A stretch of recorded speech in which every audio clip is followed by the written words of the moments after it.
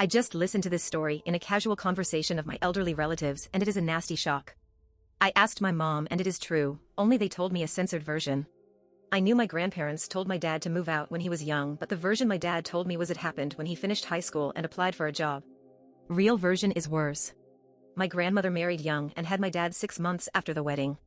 Back then you were expecting, you married after parents of both parties made a deal. So this happened here. When my dad was born, his father went to party because he had a son. And when my dad was 6 days old, there was an accident. His dad on a bike versus a truck. Truck's driver survived. There was no insurance because my grandfather was very drunk. So the situation for my grandmother wasn't easy. No job, no money, infant. When my dad was 7, his grandparents arranged a marriage for their daughter. My step-grandfather was scared of being a father as a young adult but did whatever possible with his limited resources. My grandmother got odd jobs, went drunk, got fired. It happened so many times that later they decided she was to stay home and take care of her kids. My dad was a replacement parent for his step-siblings. Here is where it gets bad. When my dad was 16 and in high school, he wasn't a bad student. His younger brothers and sister were bad students. One of his younger brothers wasn't promoted to next class in elementary school. My grandmother got mad and forced my dad out. "Take your clothes and get out." And she screamed at him, "We will see how long you stay in high school now." Back then there were laws that kids were to stay in school till they were 18 and it was illegal to hire a minor.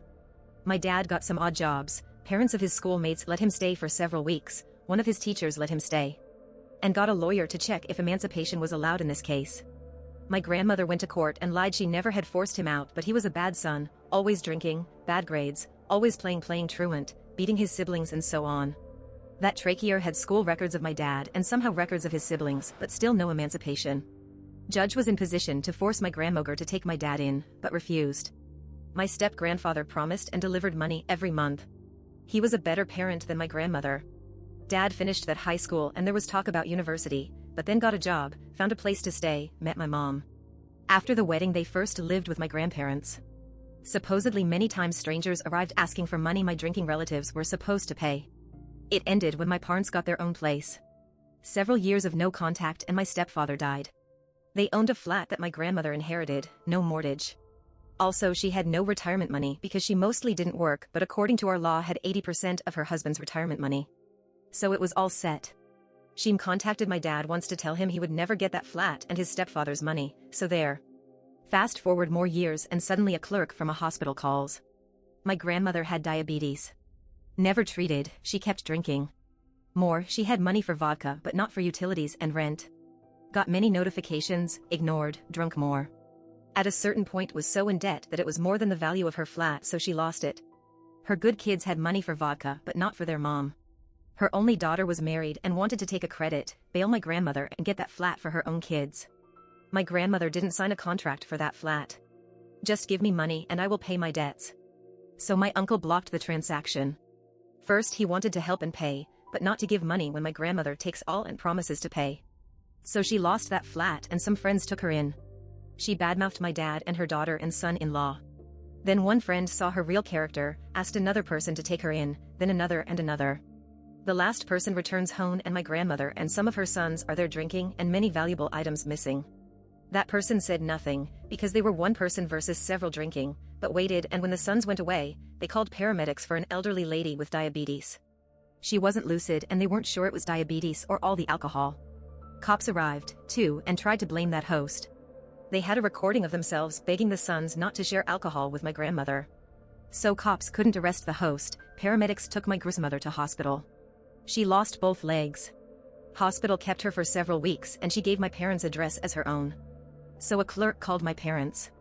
They had to show all the documents and explain my grandmother herself went no contact, took credits for my dad, kept money he had to pay back, took a home her parents left for him and more.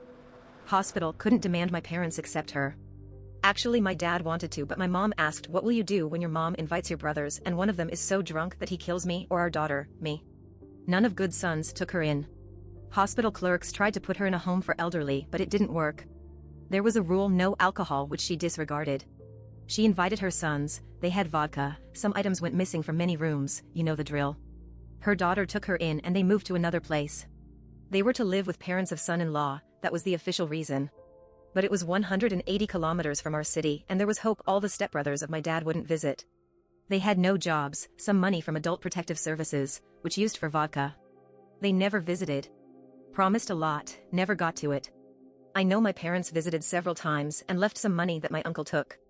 Not for himself, but for money, some medical supplies, or to hire a nurse. He told them my aunt would give the money to her mother and she would drink. My grandmother died there and was buried locally. All her good sons went to her funeral and then started a huge quarrel. They demanded money from my parents and my aunt and uncle. You see, all four took pension money and got so rich. Explaining that it all went to nurses and medical equipment didn't work. And this is a not censored story how one person wasted her life.